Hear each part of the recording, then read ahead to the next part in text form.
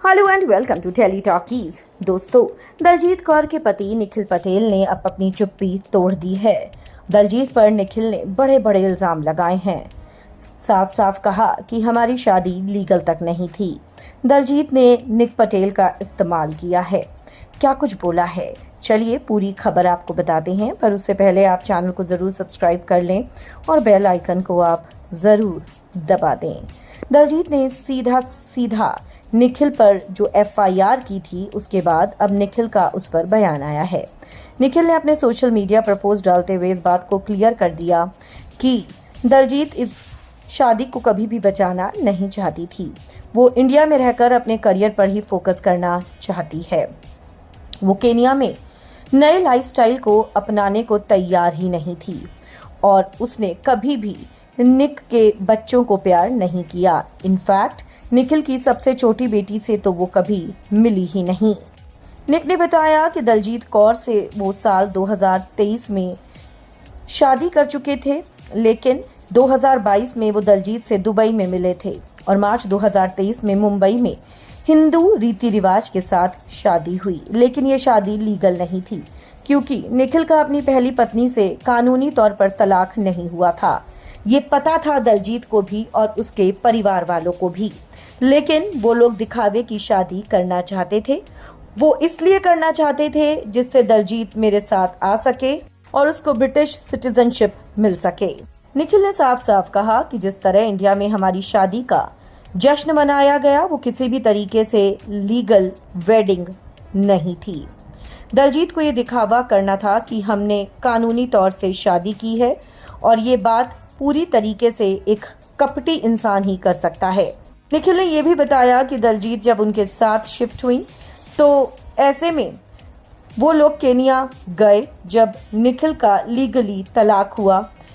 निखिल ने YouTube channel और podcast के लिए एक स्टूडियो भी दलजीत के लिए बनवाया। यहाँ तक कि स्क्रिप्ट लिखकर दलजीत अपनी शॉर्ट फिल्मों को मार्केट में जारी करके भारत में काम करना चाहती थी, लेकिन जब उनको सक्सेस नहीं मिली तब भी एक सपोर्टिंग हस्बैंड के तौर पर निखिल ने दलजीत की उनकी प्रोजेक्ट में मदद की।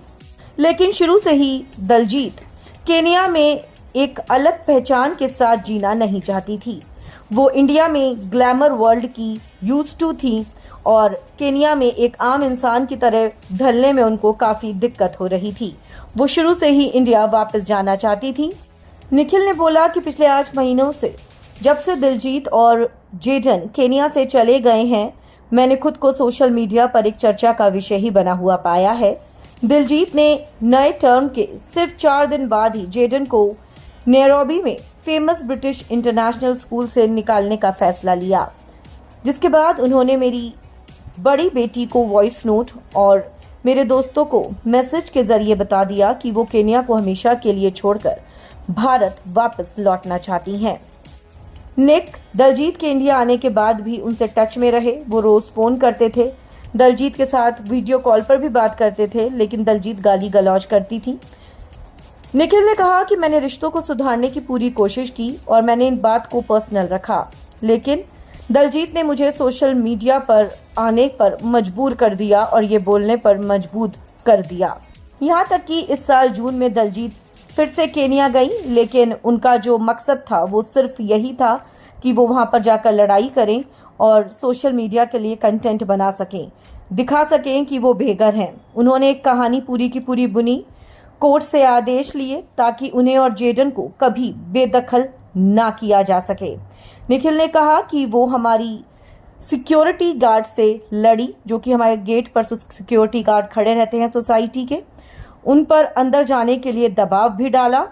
मेरी बेटी और उसकी एक फ्रेंड घर पर अकेली थी और इन सारी हरकतों से दलजीत की वो डर गई, जिसके बाद घर के तालों को बदलवाया निक पटेल ने। निखिल ने एक और आरोप लगाया और कहा कि 2 अगस्त को मेरे बर्थडे के दिन दलजीत ने उनके खिलाफ एफआईआर की और अपने एक्स हस्बैंड के खिलाफ भी दलजीत ने इसी सेम रणनीति का इस्तेमाल किया था। यहाँ पर वो शालीन भनौट की बात कर रहे हैं।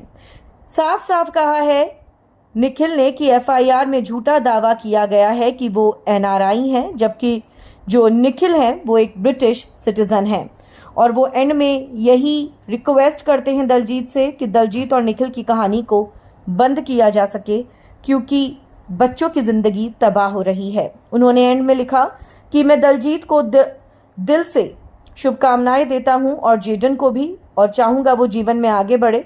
मुझे उम्मीद है कि दलजीत उस करवाहट और गुस्से को छोड़ देगी और हमारी कहानी समाप्त हो गई।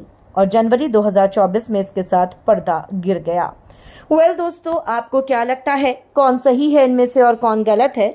कमेंट्स में आप हमें जरूर लिखकर बताएं। वीडियो को लाइक और शेयर करना आप ना भूलें।